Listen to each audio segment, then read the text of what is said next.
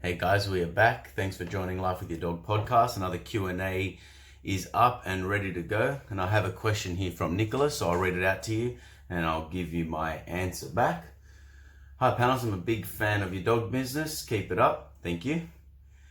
I was walking my dog without a leash and a ranger pulled up to me in the council car and told me that I must have my dog on a leash by my dog, otherwise I can get fined up to 10k.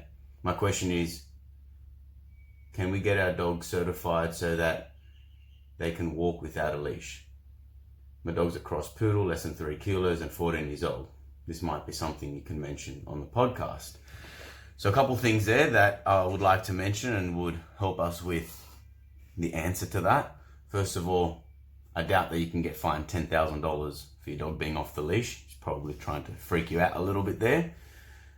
However, there is a fine for having your dog off the leash. It is against the law. Your dog can only be off the leash inside a private property or in a leash-free area. And if you go back to what I think about dog parks and leash-free areas, then that answers that question.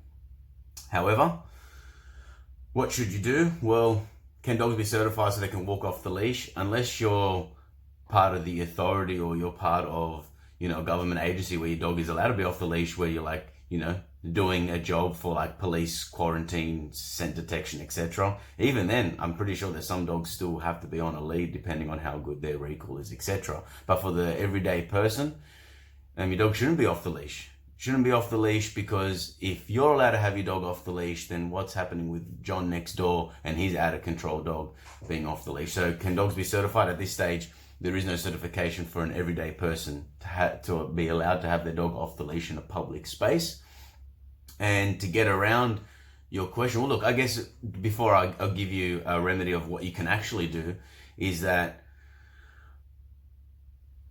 if we can put something together where we have, green dogs are allowed to be off the leash because they've been tested and certified, that would be awesome, but there's still dangers involved. Like, 14-year-old dog can still get chased by a young Labrador, young Staffy, a young German Shepherd, so a bigger dog that's scary to your dog can still run away. And if you haven't got a reliable recall under those sort of pressure, your dog's not going to come back to you, and your dog can potentially run to the road, cause an accident, and get themselves killed or badly injured, or you lose your dog. So I think that's something to consider.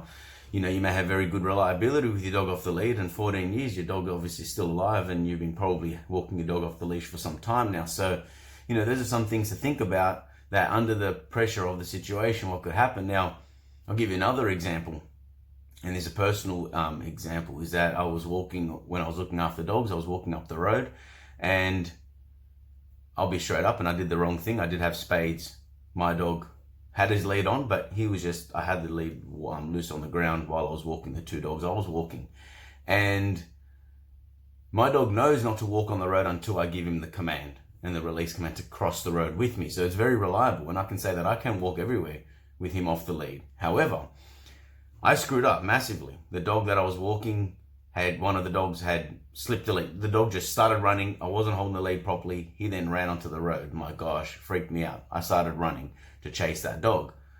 My wife was with me, and when I gave the command to a dog like come, I said something. Spades thought in context that I had given him the release command. He came onto the road with me. Disaster. The other dog that I had was scared of the cars, so I'm running on the road trying to chase the dog that had run away from me, while I had a dog that was scared of cars while I'm on the road, and then I had Spades that went to go. Now, with Spades, this is how my command went. I went, oi, hey, I said something. I went to go get the dog, and Spades went to go run. I had seen that he did that, and I told him down straight away, so he laid back down along the side of the curb. Tanya grabbed his lead, all good. I ended up getting the dog. It was no problem, no drama. Accident, I learned from it. Mistakes are lessons if you learn from them, and I did learn from them, and that was really good. Now, my point here is that Spades knows the command, but with miscommunication under this sort of pressure, because I have never trained him under this sort of circumstance, he made the mistake and could have got hit by a car. So even if your dog's trained, there's still massive potential dangers of a dog coming up to you, your dog gets scared to run away, your dog sees a cat, wants to run across the road, whether it's that you have miscommunicated your command to your dog and then he thought you've been released and he runs off. So I'd say let's just be safe and let's talk about what's the actual solution here. Is that if being fined $10,000 is a fear thing for you, and then you were motivated not to have your dog off the lead, well then that's awesome. That potential consequence and that potential punishment is going to keep you in line, keep your dog on the lead, and then that's working. What I would say is that get yourself a 10-meter long lead, and 10-meter long leads are a game changer for everybody that owns a dog, especially in urban environments. Get yourself a 10-meter long lead. When you're in the park, he's on a long lead.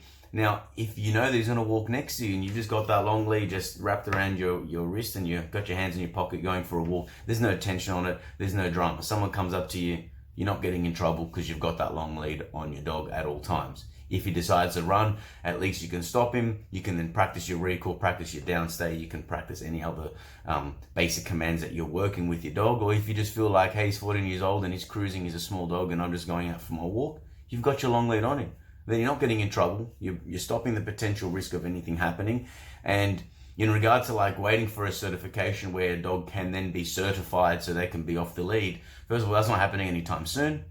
And if it does happen, then how are we going to maintain this sort of level of training? Does that mean that you have to get assessed every 6 months to maintain that you've been practicing with your dog and your dog understands what to do?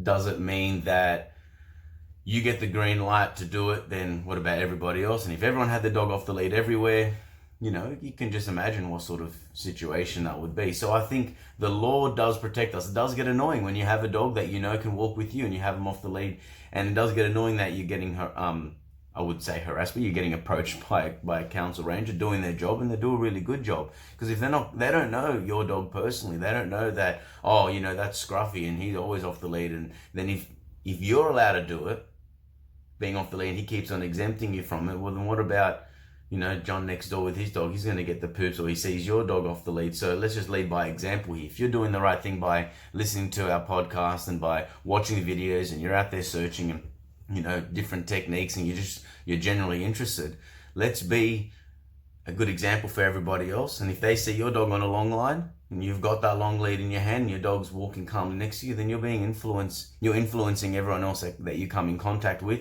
And the more dogs that are following the rules, and if we're following the rules, then we can all live in harmony together. And that's really the answer. It's probably going to be a bit of a shorter Q&A today because it's as simple as that. Now, let's just say if you're